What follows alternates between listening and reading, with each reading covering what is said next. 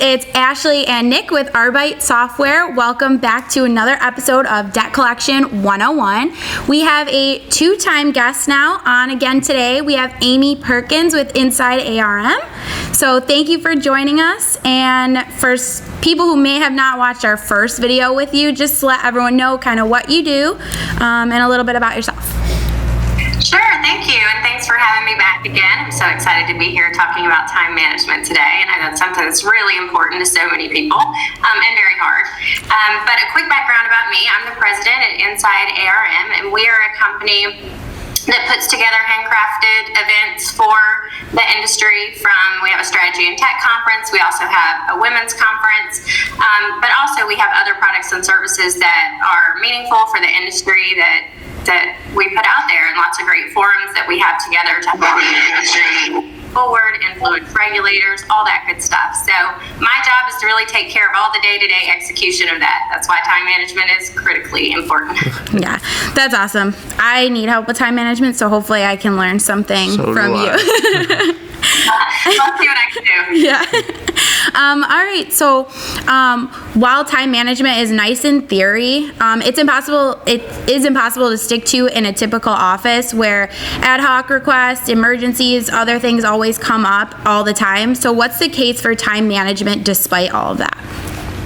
Yeah, I know we're going to talk a little bit about ad hoc requests, and that can be the time management killer, even if you have the best laid out plans. But the thing about it is, with time management, it's so critical, because if you aren't in control of your time and where it gets allocated, then you're really leaving your outcomes and your output to everyone else to drive and determine what's going to get done and how that's going to happen. And so then when you look at your priorities and your list and your goals that you wanted to get accomplished, either professional development or your day-to-day job, you'll find that those things are at the end of the line, or you're doing them at a time that cuts into your own personal life.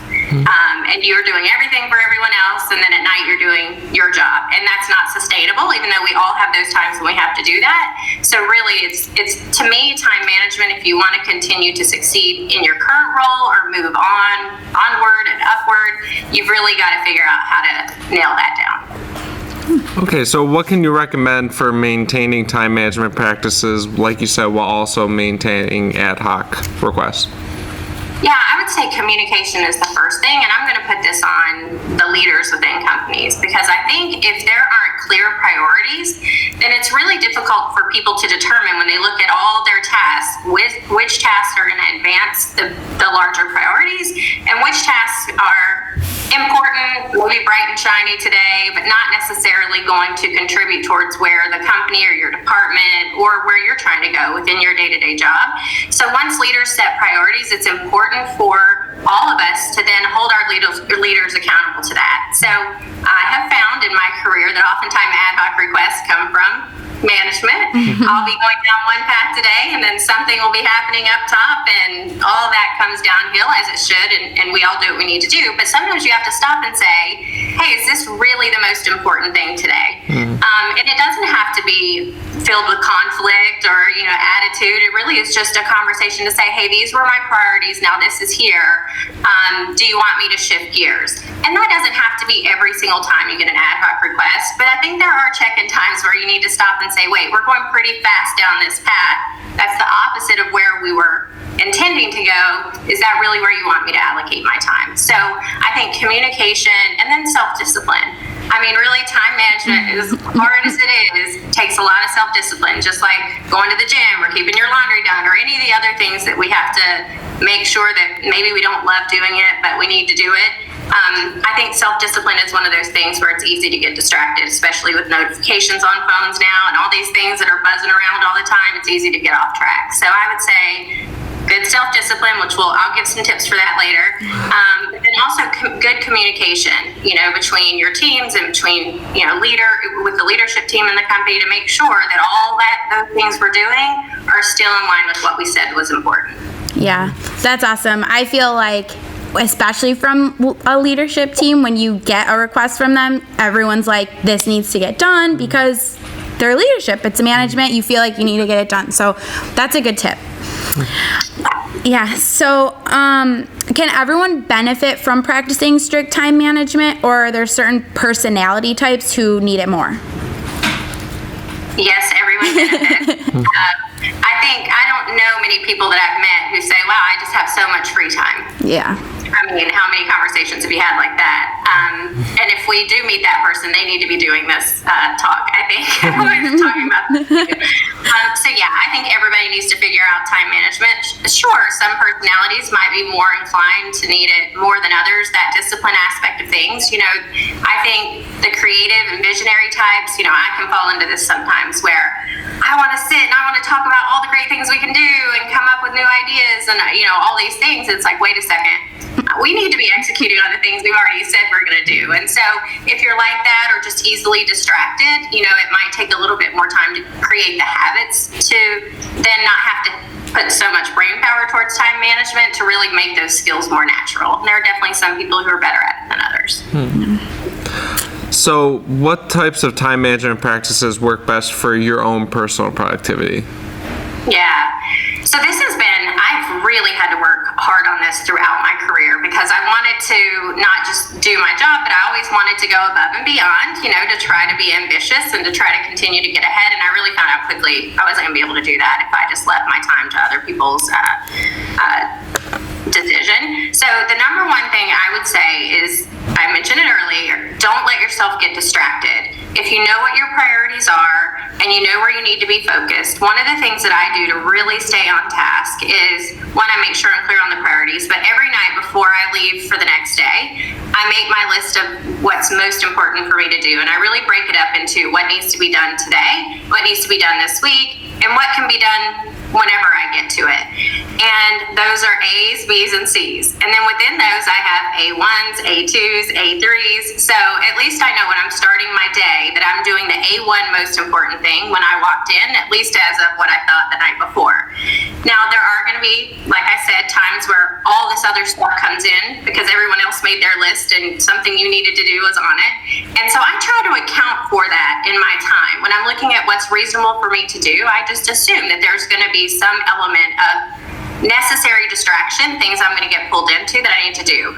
But also there are things that someone else's procrastination and fire drill isn't going to become my priority. So the other thing I really try to do, because I have my list and I know it's important, is if somebody sends me something, I don't automatically assume they mean they need it now. Like, I think we let our emails sort of manage our priority list sometimes, or text or hangouts, or whichever way you communicate in your company. And if you do that, you're just going to be sort of weaving in and out. You're going to look at the end of the day and say, what the heck did I do for myself, on my own list? And so when those things come in, I always go back and say, hey, I've got a full docket today. I'm not going to be able to get to this until this date, and set the expectation. Does that work? And if they say no, I'll say, okay, well, I'll talk to them. Okay, I'll get you what you need. So I think that communication, again, is really, really important. And I think you have to be resourceful. The same way people come to us with ad hoc requests, if you look at your list and say, wow, this is something better suited for this person, getting it onto their list and off of your list, the whole concept of delegation and making sure that you're working on the things that your skills and talents are at the highest and best use for. So those are definitely things I do. I think that the email thing is an important one, because I think that some people put all this pressure on themselves that they have to reply within X amount of time and every email has to be done, and I can't, go to bed until I've responded to every email. And email is the most passive form of communication we have. That's what I tell my team.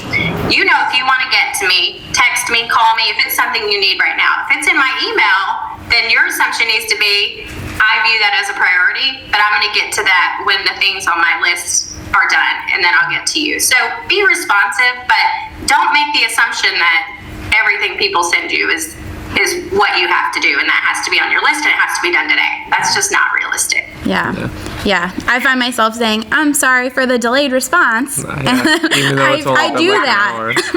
The standard email, yeah. Sometimes what I'll do is I'll just reply right away and let them know, instead of, letting it be a delay, because people do assume that you're going to get right back to them, I think, in a lot of cases. So I'm just really clear and get right back first time I click on that email and say, hey, can't get to this today, I'll read it by this time and let you know, things like that. I do want to say one last thing here. I think for people as they move up in their career and they start getting incremental increases, promotions, things like that, one of the things I did that was most helpful to me is every time that happened, every time I got a promotion that came with an increase, I reinvested some of that into myself and my time. And what I mean by that is I would look at let's say in my case, my household, and I would say, okay, I'm taking a portion of this increase and I'm outsourcing some function in my house.